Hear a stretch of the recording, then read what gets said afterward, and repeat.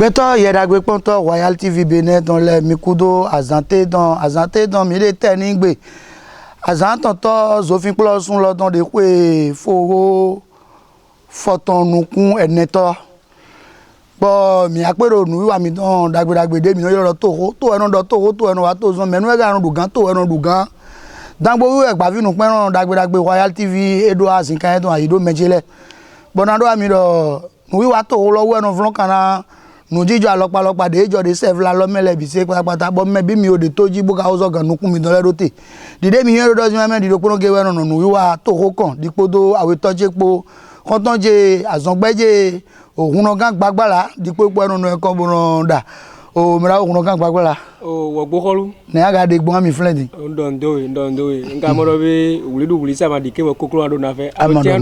o tiadu se lo mega mo ko agba opo apewe do ni e o gan de mi de din o a check pipa o for wen kan sin we de mi de din to gan si jere Patrice Talon we de mi de din e do mele bi se patapata we na fun gbanu kan wezun gbanu wazon me bilan fun gbanu wazon we ga zoma PAG to gan don do azon e me bilan wa bo to lo amoten di yo we zombo amodo jin be mo ngbo nu pere magbele ko me do mi we o modo nu lila de asiwe plado na we me pe mi don do pe to le de di do tegbe do jin be mo we ne gan gberu na ji flen dia we ne ogbele bo e wa vivia mi ti te ngbe bo azan je mboro rie na do buna tun deji wona era tia do koro mi ton mi gbeto de no zenu kunda gbe boron pon apoti mi opon no de no ma ye do gbeji de mi wana ganji Royal TV Benin don to do koro mi ton le bodo mi no be mi o so wa je no wi wa to koro kan ganji bo tite ngbe we de mi o su papa mi ro yen gbon bete don era do fogun mo pere o cho mi kana wa ko tare ji bo bona khle mi nu lo bojo se vla lo mele be na zi won odo mi gbeto de yin wo gboto la ovi alo mi me de so vo gbeto bo yin wana donc le repos we men le don ko de no du boy men ye yo ide le ganji be ko ine dada mele ki kamero be ko lo karatin yaji 18 lo bo tin gbe dide mi o do mi de ape oji fi ogbon be mi na so vo le ko waji bo na do mi no be won yo yin wele lo bo tron agba ye men de yin donc le repos bo yin tito no nu kon no we me ko don agba iton sa don won lo tron bo ye de di do di male mi gbeto de yin wo gboto la ovi to bo hon su vi mi yin aya kaza vi mi yin asun glavi yin aveje vi alo mi gbeto de ezovo yin ako o konton lo boro no pore mi o yin wi ayiro we me asi adami gan mi gbeto de yon tron akewaji kuwaji lo boro adu pepo mi pole be mi na yon do be ko lo etin lo bo tin gbe titengbe pepe nu wo go de adu ri agege be mi na yon epo ndo be sun de me abi mi de ton be yin o koji sun de me abi mi de ton azan ko atonu ko we go we ko ene na be lobo na wa yi taklinato de azan gbanu kun opogo we we nu ne ena tin lobo na tin gbede azan de 0 te ne me akege we mero kropo bi na ku wa fodo bo mi na du pe titengbe eyojo ena si embran do fogun gbon do pe ko nu wo go we beto de dalo won lo me bodo ma se do asia mi we yin coordonnateur titono nu konto we me ko don me da ko bonu Antoine ero ma do wen mi ti awe beto mejo me hunogan gbagbara o won enejo ma wa ya bo mi na wa moloji fi obuna do gbeto yedagbe ponto Royal TV Benin don le dozi ma be mo ye ni de pinpon mi tegbe nukun de mi no pon mi na nukun lo ma ton pon gbedegbede to de mi ga so si se mi na fi de mi zo ron ba ko so mo ko kendo o mejo kan ma do va mi don me akwo ma han gbedegbede akun pelo to na si se wa tegbe kun kan gbagbara mi ma na do nu de jo de se lo mele mi ma do e kana to vi to sile ti ado koro mi ton de ye mi to pon le be mi to gbe ado koro mi ton be papata bonado ami po no be nu wiwa de yin nu lobo jori several lo mele be na klitana na se kotale do asinami gbeto de pache boyin topora zo wa ten dambo don mera ko ku anu Mathias Akoba wo su meti yiro topola vi kezunu don yiro gbeto de trofle bi papata lobo doko gbe na yi doko gbe aye godo ezovo wa don ika don wa ali de gbon de somi zin aliji e wa zewutun de jiwe yeso zin dolobo ko do mera ko ne e zewutun mo nko don bo se do asina ye me de tokon la vie kezunu don we nu e mi trofle godo be mina wa so akota de kota bo kota daho lobo mera ko de patera ay gundi da podo ko do menu de wo gboto la we me don mera ko kun karin Félicien mera ko ne be gbeji zon lindo po lobo ple hansinole de besoin misrete kakawa ikondo ajonzi kame be play ransino de wo boto la bi papata e play meledo misrete beto de beto buri toli kun kamele de toli kamele bi papata e play ilado misrete botinu menai boso vo ade do ajon wo e play beto de ransino buri wo boto la bi papata e play yosule botinu menai ne mi ore toji mi osu papa ko de yin ko lo boton de ko ne mele mi na waji wo chubo ko de vo le na so vo wa boye kando e na go jagedo nu wiwa ne me mejele mi ore toji jan kere na flo kan do mizane wine hunonga gbagbela ena chena we beto jada gbe pon tole mina yi gbona so leko a zavalo safio e ko mi dangbe wine jada gbe pon to Royal TV Benin dans le mi o so leko a agbalo safio bo na do na hunonga gbagbela do ko ta de do edo zuwa mi do poropo din le ena vlon kana ko lo le hunonga gbagbela na vlon kana ko lo le na mi ti a ro poro mi don be kwa ro poto go so vo go pe do mi bodo ami pondo be mi ne te do gba vi nu pono go nu yojo buru pinpon janwe ne mi o pinpon janwe ko de ga yin ko bo jijo le mi o su meti mi mara gon ba se magazon azo gon mamo ko ne we na do lo na do ami do be be mera ko de yin to ko la vi zo wa de yin to ko la zo wa ten dangbodo mera ko ku anu Mathias de yero yo asuka yin ko do ra ko ma e ple to ko la vi ekple gbeto de to pour la vie kezun do mele bi papata lobodo kwegbe na yi do de yo du kwe e ma so vo kwegbeto enele ekple lobodo kwegbe na yi titengbe bo ka so agbon ye kan neme bo so vo atinu me e do ali de wi oso de so mi yan pa kwe e ro be dada bloc républicain me wi mile minde eze ye di de ne bo do ya yi de flen bo yo su papa ye mo lobodo kunna gbeto de yi flen lobo yi yele na mi we imbara ko jera akote yon podo modeste dabo akpo mi pon yera gbene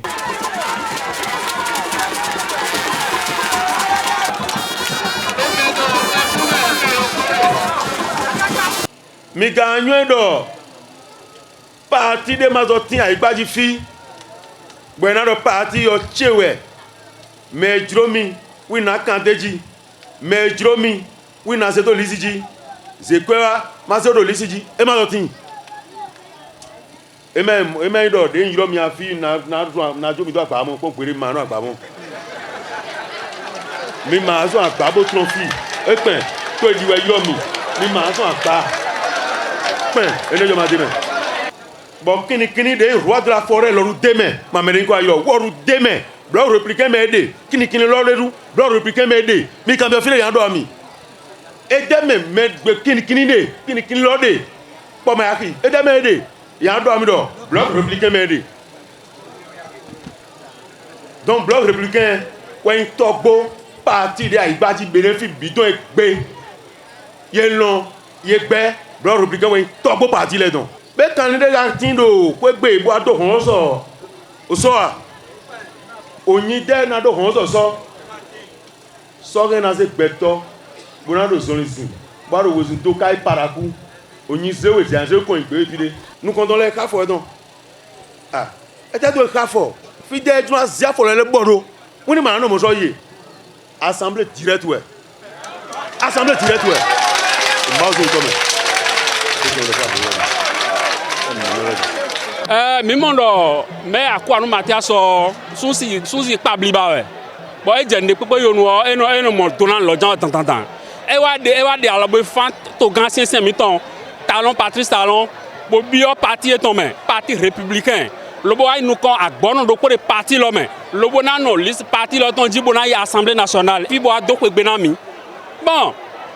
a joint tombe wa ma be no wa kweta be wa be vivi na mi ta ndo e den pele mi amodo egbe 2 février mi le egbe e den wenu e mitron akpare ko be na time ami po ndo be garde patena aigun dida podo ko do menu miton po mera ko kan félicien de directeur départemental de la culture mais la rone dandan be do be ne mi kana blogbon e wa ple beto de yin ransino bo yin razon wa to rapato de wo boto la obi papata de we meka lo mi bi papata we e ple ransino nele be misrete we e ple menele do e ple beto de yin ransino bo de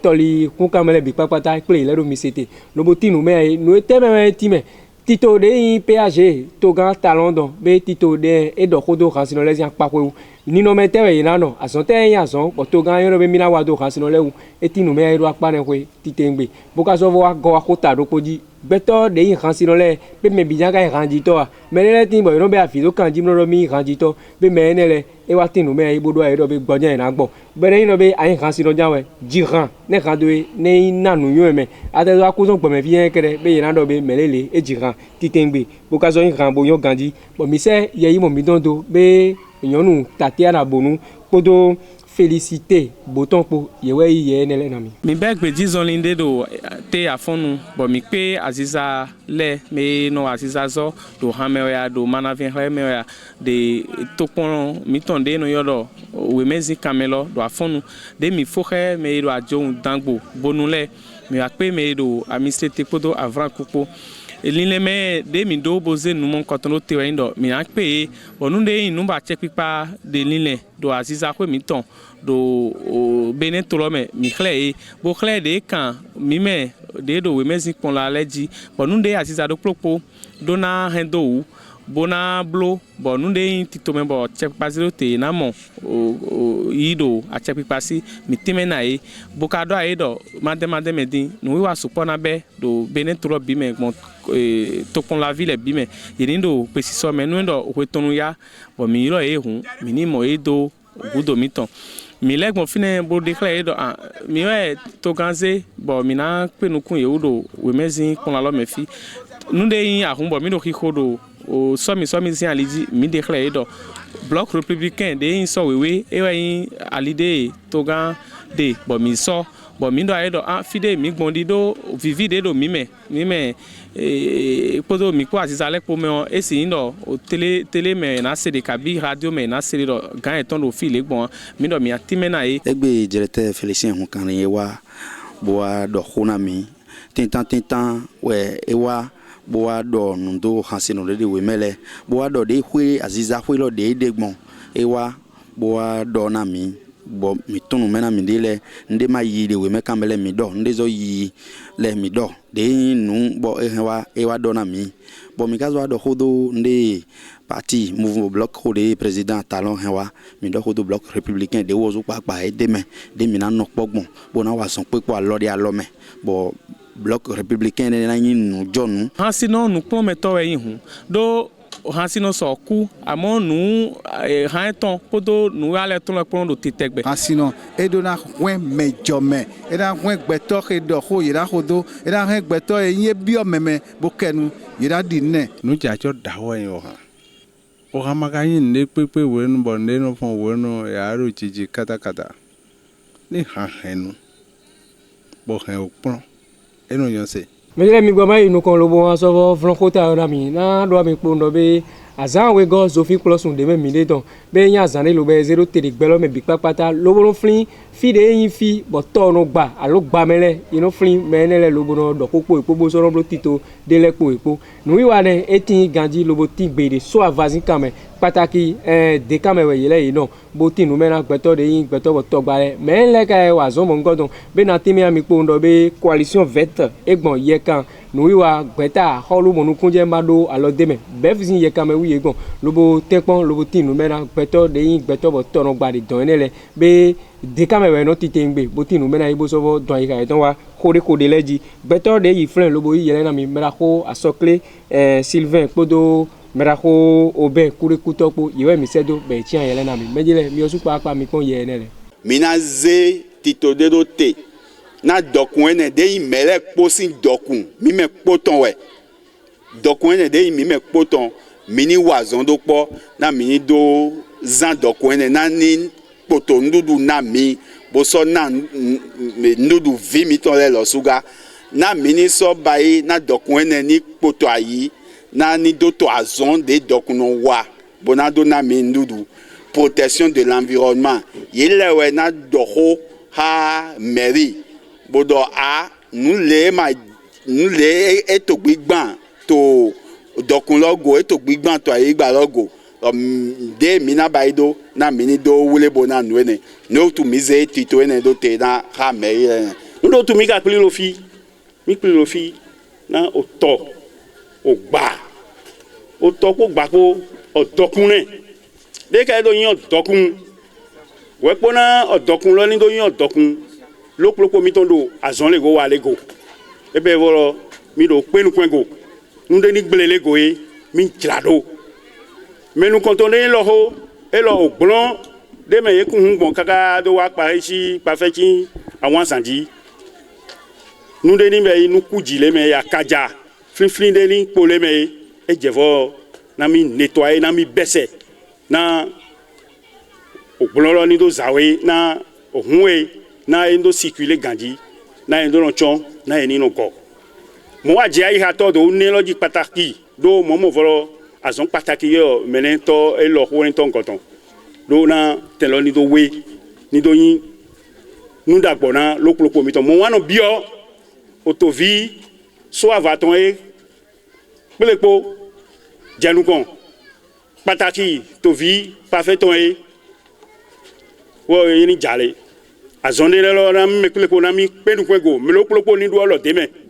na zone ni wiwa meje khota we na do ami po kodoro bona su tara nu wa de ta flona khota le don na do ami po no be yele yeyon ide lobo don ide ro po lobo dunu lobo nu akan po mo to bo do ko do no vi gbe me ye me le ga we to bo kon su vi de yeyon yin ko no do dekan bo yeyon yele do dekan me le yele e ma yo ide da yi ezon bo ide be dandan de mi ga blogun e de taji bo re mi me de yin sunu po to yonu po bo ka yin dekan si ku kan le mi do ran yo mi do ran yo ide le ene we zo bo ye me de akewaji kuwaji we akweton weji huiko we ye me bi papata ye don ide pero katagon o ku e don da ho lo gbe do vodun to da ho lo don we le ye don ide pero bo do ho ru po po ka tinu me ide le bo ye me de ka so yin gbeto bo yin tan no da ho le ye so fo don ika de so fo ya ho le don ye don ika ye don wa ho de leji me o le gbeto de yi don bo ye na mi wo yin bera ho bera o ye ku podo dansu joli don ko me o le mi pon ye da gbe ne asanwu no kiko wo ro no wa ne ko when ye mi ton le we mi do fona ai no da viele po me hoto e ona po ma ho ron viele gbe to igbe wa lan ku pa ma da lan we mi o le be mi sia ene le mi jo do bo je fovo nous ont tant wa mi plero fie gbe wa yin do que mi me de kamenu vi vile o mi tu mi de bia mi no ze mi de wu e no jo e ko jo pomo no vi mi ton do po e ma tun bo mo no vi ton bo ko do ni we bo ku ba ni we lo tu ya donc nous les hommes donc mi do na yon mi do ya komiton mi do appeler bon nous yeze de kan vi do po yeze me lo biwe yoro su pati di bone ye tinu adi boena dona e di yaro a emi le ma yon vodun ko ya mo mi le ma yon agbode ya mo vodun gbete vodun te kan renu si vodun gbe ko vodun teme tegbe wenu e ka wa bo eja so di vodun do hi egbe nde iko ene le do ho e igazu ene lo si bo zenwu to ede mi ze ne lo zenwu e ma ho ene we zon bo ni mi mo yonu mi no plan e vodun kan uno do su ro le bi sese pátápátá na e mi gan do jile ti afunu kaka jewe ja ehun ken e fodo finewe mede mu no yon mede si o visi kui uwe zon bo ni mi mo yonu e ba isun aton mi no plan je vodun kan bono do sin ni bo da ipo ero podo uwe mi no je tan ko ho mi ton le no je hanji amodin yon si ma fofi yon si ma ti ayiza ne tan ino de so mo bona ken bo do le mi a chite ni gbangana bo ado mi don do ma po bo ayan jawo wa tan ino lo gili mi ja mi bi pese de mi kaze me role so bio me bo gwa lo na mi kaka bo mi wa yin mi de moto do nu kon do fite di apapa de je bo na so bio mi do mi so ho pe do pogo pe vide mi mo fidi ma e juro ma o de me role bio do de me gbon mi bio ma o e na yin da o na mi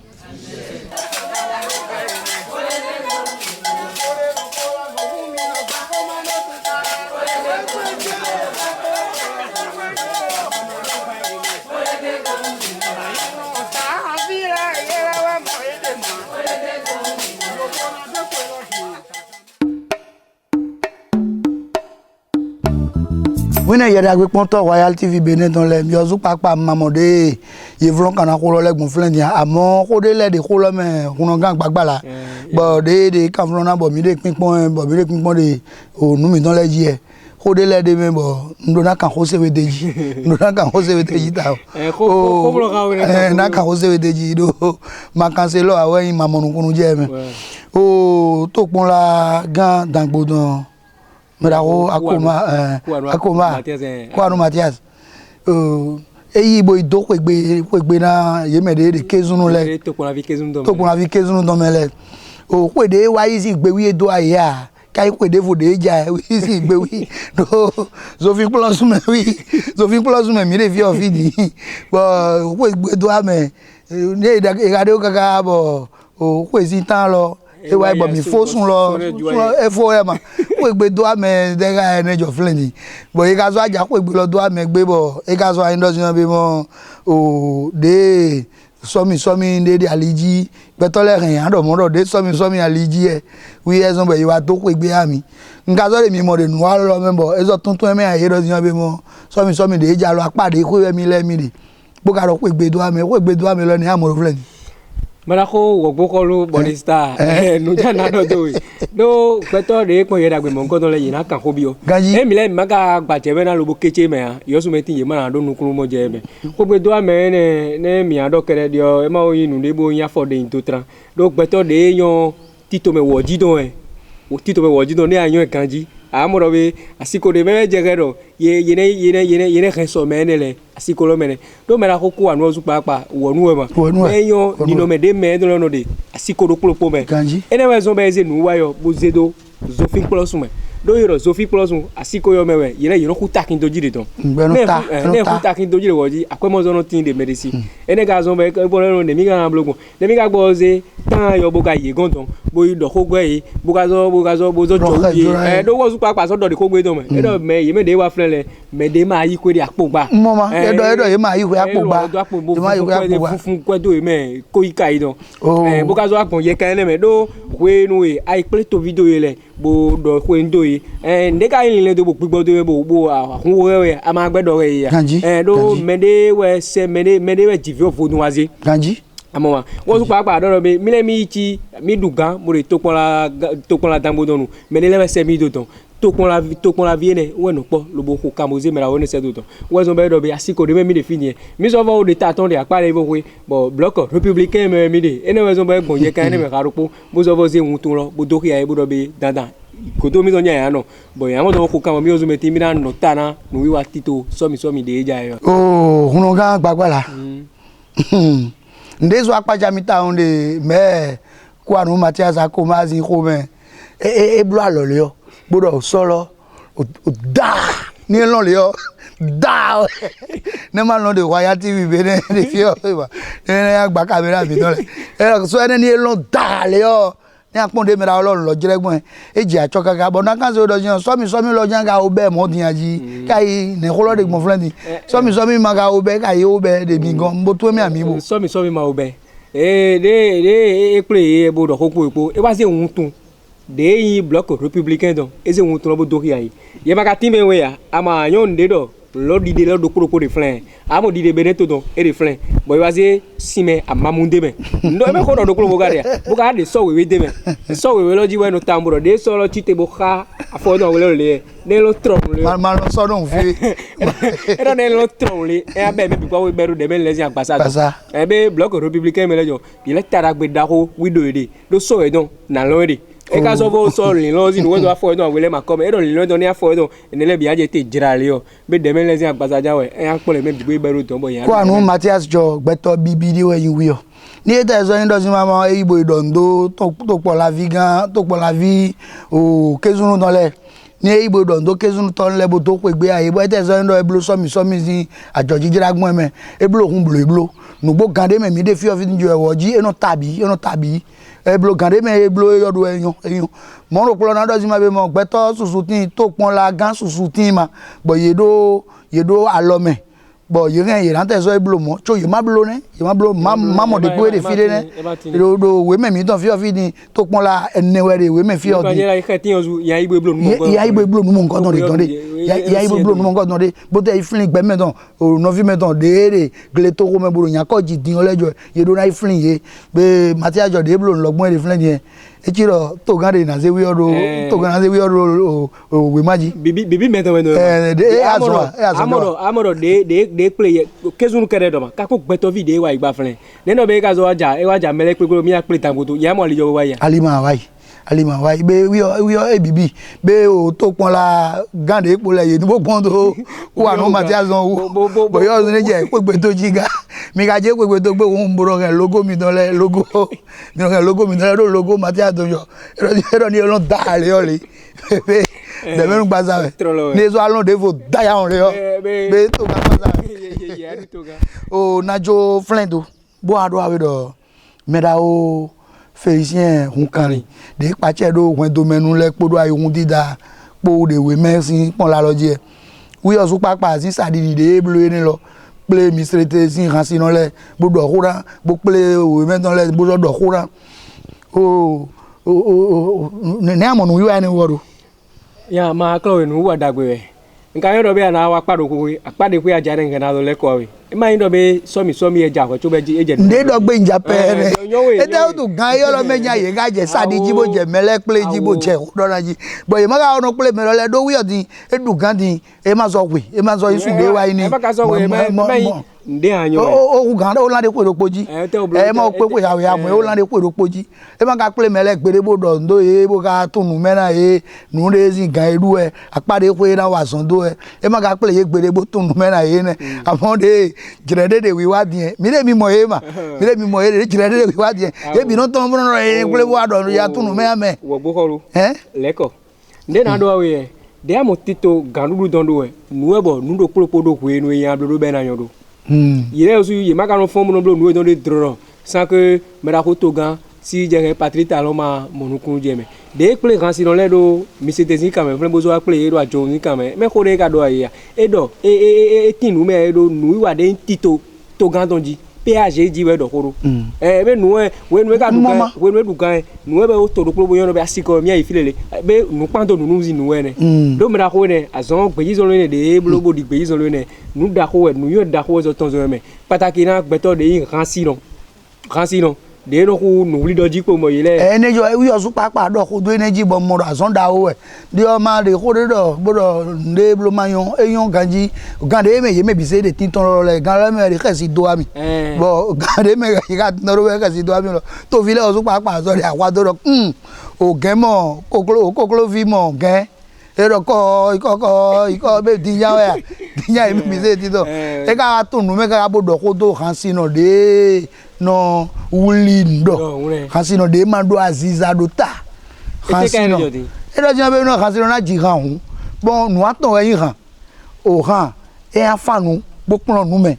o han nu de me yere nde ko de we de e nu lo bo yan bo ji acho bo anyo se gbede ere kan lo ji na lo zo e kan so lo dai ko kasino lenu ba masin de no jira gbero e gbedin kasino be ne no te no lejo bi awe ama ye ozo ezo de gbe lo ke gbe ye de egungbedo bo iron blo gbe me don zuro mo we gela be ene we adelo mo de le ti mo you no choro nu kuma to kai ta hun de ba kasino ja kai ne le dia de bo ni ase han e don le ya gbele wa kede tin kodo ya de o wa ti ko fo be bo me da ko mi somo mi mo de ko jirasin we ma mi don le me wa ibo o gan hon ito mi don me da ko o me ki Oswald e de wuli ye podo o hasino kaita do popo bo mi ko kaka gbe to le bi e do ko de ubudo a o e te kun me we hasino ene jo si ale de han te ge we you no ji e te we you no kun lo me etelo ka nuku me kan be mo ko nuku megbo to we mo de nu zo nuku me ne yan pe to hun me de wi oyin e ma yo jakule no to be fibo jikan de ko go do igbe po kan no se ka yete electric le jikan igbe si se ka yete ba ya bo le no fibo dan ko mo igbe po si ka yete be inu lo bo fun nu me bo etelo zo mo kan sino devo de po we kan sino jojo ja ole ye ma ka zo akon do kan sino dawo le bo jikan jo kan ne yin no be me ole kan jire ko godo po we no fason bi be me bro ko godo po lo kaka bro fo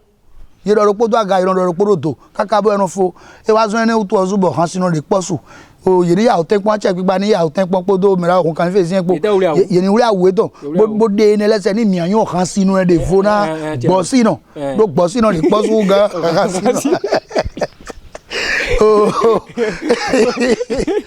no amo me la ko ni pe so ni lo a gbeto de yon jibo yon ji keze bo kan no fanu kan wo kan na du ale de yin tito to kan ta london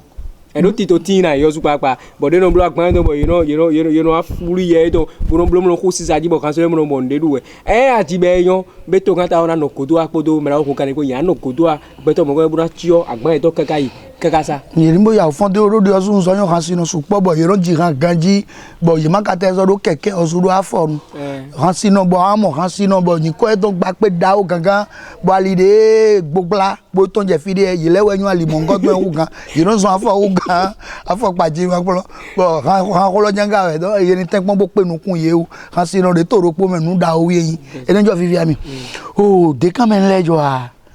o de kan si vile togbo honsu nyagaza nyaveye zungla weno de kamenle de mega de akọ ganu eneme ti en le bizi vie bo e ka pacha ma de sin po yile esu podo ene bo e ma zo yan ere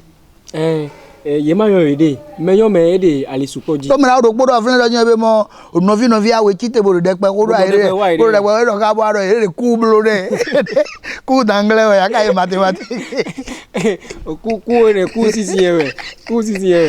o bori amo me yan me ede alo pa supo me mi ke mi ano po bo yan no be awo me bi ezo kezunu amo manya koro ko wenu amanyo akodo yi bo ma anya o ni akodo a belele ni akodo we wenenu ko le ti bo de mi de jadi do mi de legbe maja ko to kon gbe ele we zo bo ile ta me bodo bi dandan ye me de yin de kan si ku kan le bi pepata e do na don ide pe lo bo na yan ide ile but no vi na yan ide ade yi bo mo pe ti ale ji be gba fa o jayi aro ano e vi ma jo to bo an de flen bo si e karupo tan no de ka do ko de kan ne ji flen ko ne no ji ta won mi na wa e gbon ye kan ne me lo bo do ko ya o